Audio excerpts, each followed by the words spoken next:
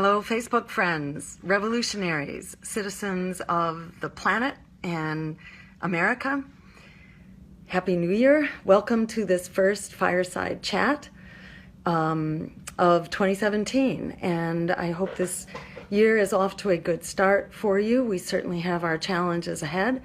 And I am very much looking forward to working with you this year to build on all the hard work that we've been doing in the community realm, building our movements and building a political base for those movements, because as Frederick Douglass says, power concedes nothing without a demand, never has, never will. So we got to do this together in a political context, as well as fighting the social battles at the level of our communities. Today we saw Donald Trump's first press conference, which was indeed sobering, and last night we heard Barack Obama's farewell address, and it's indeed, what shall we say, provocative to think about the lines connecting the two. Indeed, Barack Obama's person, his thoughtful and gracious personality comes through loud and strong, especially with a bully like Donald Trump following in his footsteps. But it's really important at the same time to remember that Donald Trump is a product of a failed two-party system. And in fact, most people voting for Donald Trump were voting against the candidate that they were most afraid of.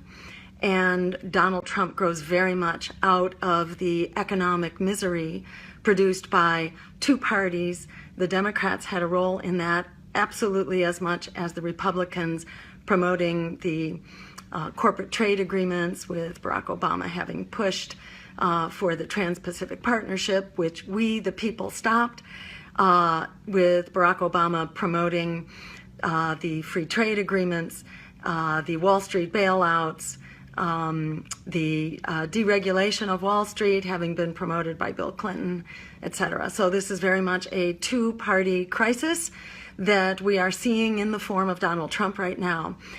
And that leads me to what I want to be sure to announce tonight, which is Occupy Inauguration, that we will be at in Washington, D.C., and in fact, I'll tell you where exactly.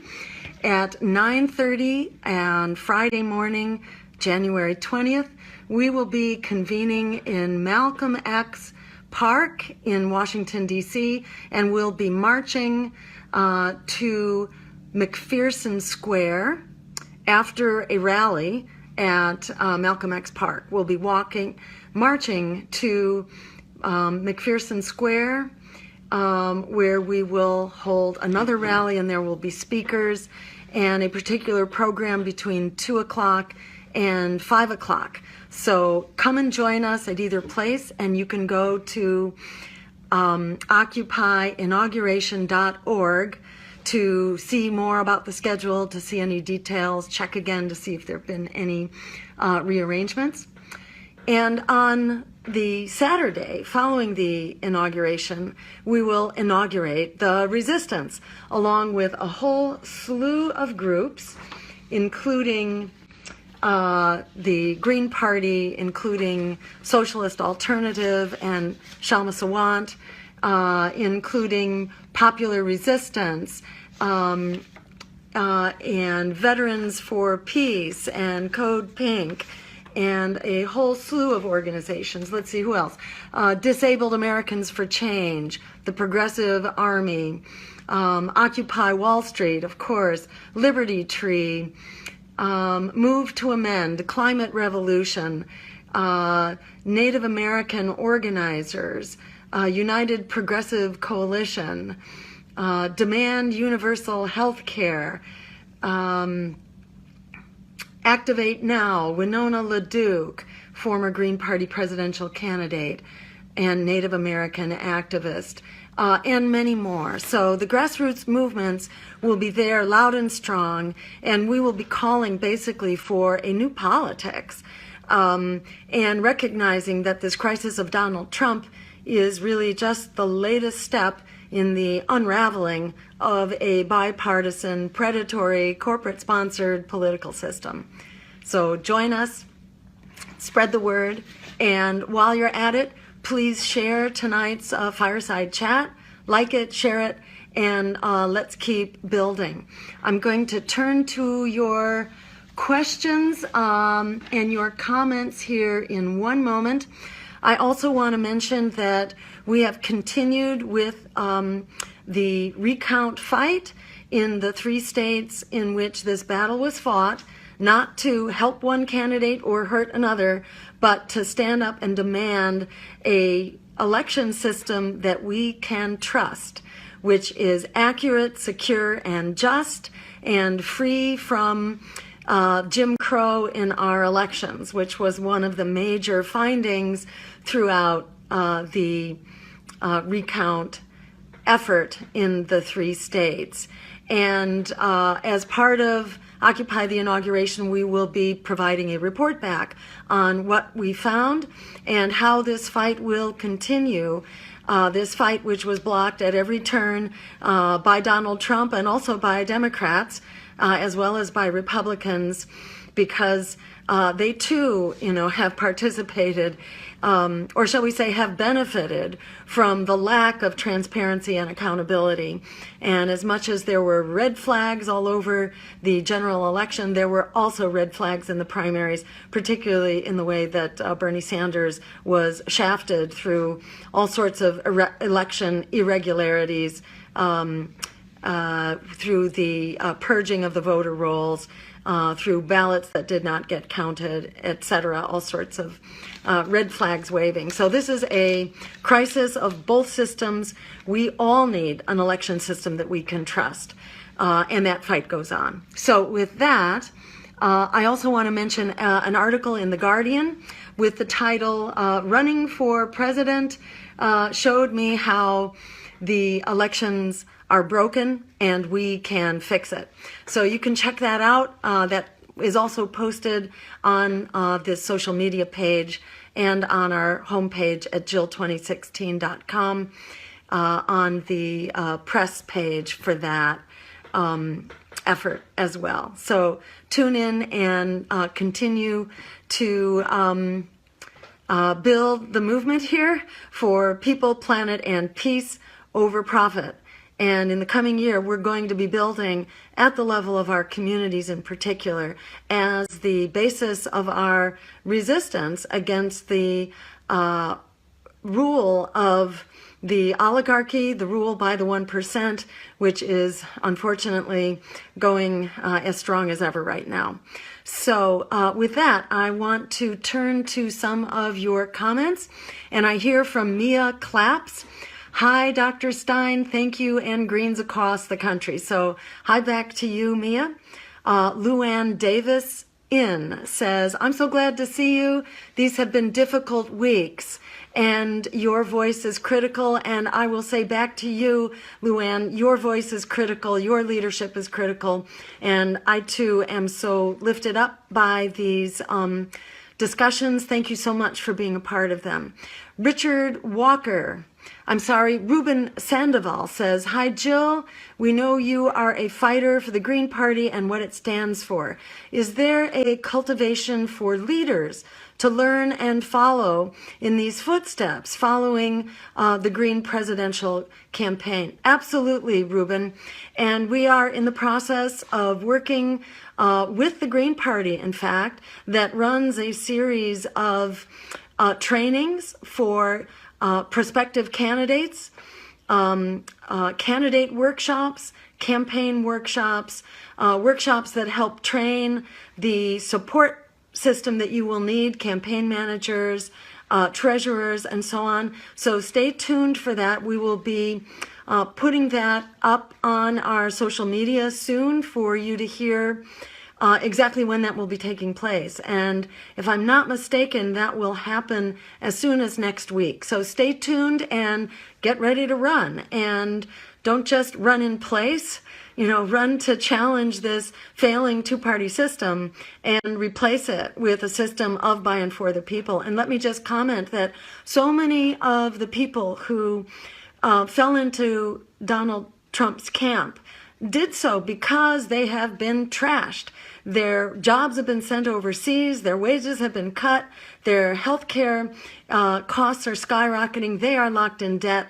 So many people turned to Donald Trump in desperation, but hold on to your hat, because you are about to see the real Donald Trump that was evident if you were able to read between the lines. But this is not going to be a government of, by, and for the people. This is a government of the billionaires. In fact, the 17 people appointed to his, or nominated for his cabinet, have as much wealth as 1/3 of the American population. So this is not everyday working folks who understand what the struggles of working people are.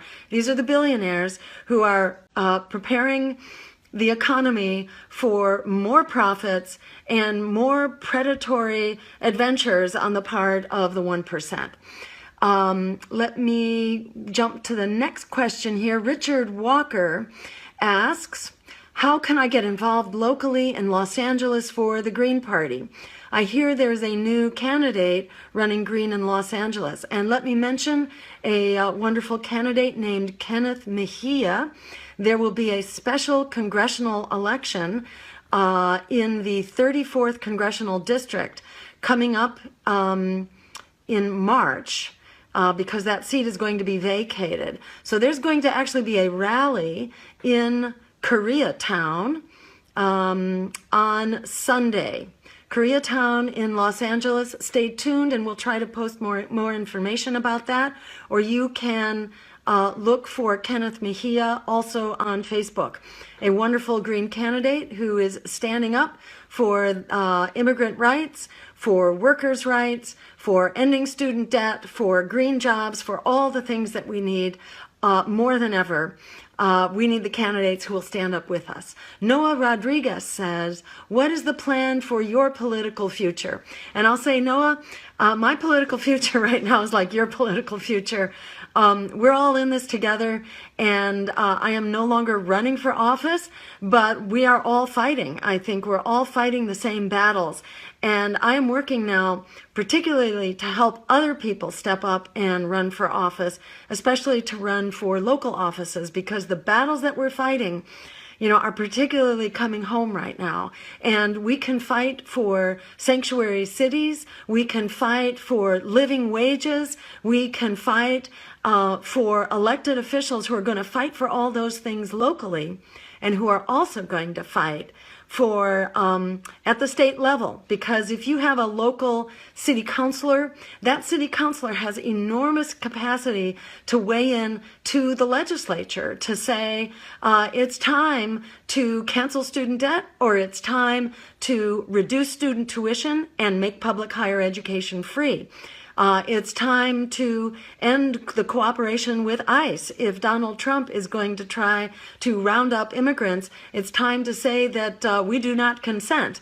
We do not consent, and we will not cooperate for the attack on the human rights of those people who have been forced to flee from predatory economic policies, predatory military policies, and interference in other democracies, which is what most immigrants in this country have been fleeing. So we are not going to consent to the demonization of immigrants and to the deportation plans if Donald Trump tries to carry through with them.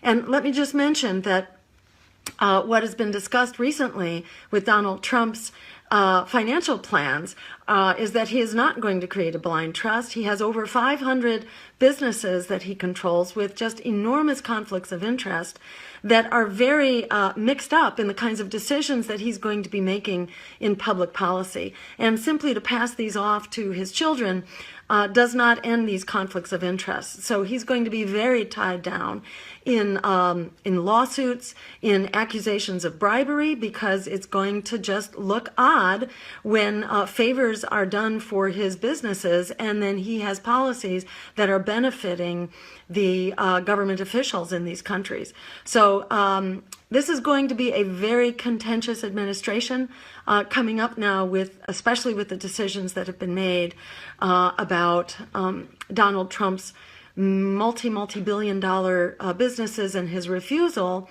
to be transparent. You know, if there's nothing to be ashamed of, if there's nothing to hide, American democracy is all about transparency and accountability. So he should come clean and release his tax forms so we know who his business partners are, and we can clear up all these accusations that have been hurled against him recently.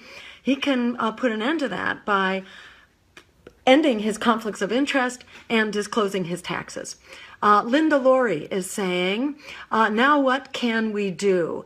So Linda, there's so much we can do, and I really encourage you to join your local Green Party, to get involved in stopping a local pipeline, in supporting local workers who are fighting for living wages at fast food institutions, at retail operations, at businesses all around the country. We can stand up and stand together.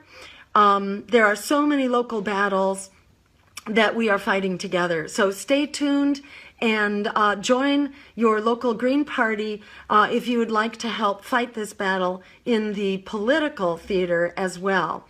Miriam Chang is saying, how will you contribute right now to make a difference for all the people and our children? Great question, Miriam, and I think there's so many ways to answer that because we have so many just really critical challenges in front of us right now. You know, for myself, you know, I feel like the most useful thing I can do is help other people get up and running and get launched and run for office. So I will be traveling to Green Party meetings and conventions in my home state here in Massachusetts. I'll be in New York early in February for a election justice, a voting justice conference. I will be in various state parties to help local candidates. I expect to be touring California in March to be supporting Kevin Mejia and other local candidates. There's a governor candidate in New Jersey, in fact, a wonderful gubernatorial candidate in New Jersey that I hope to rally for. So there are so many things that we can be doing together. I really look forward to working with you. And I am looking at some other comments here.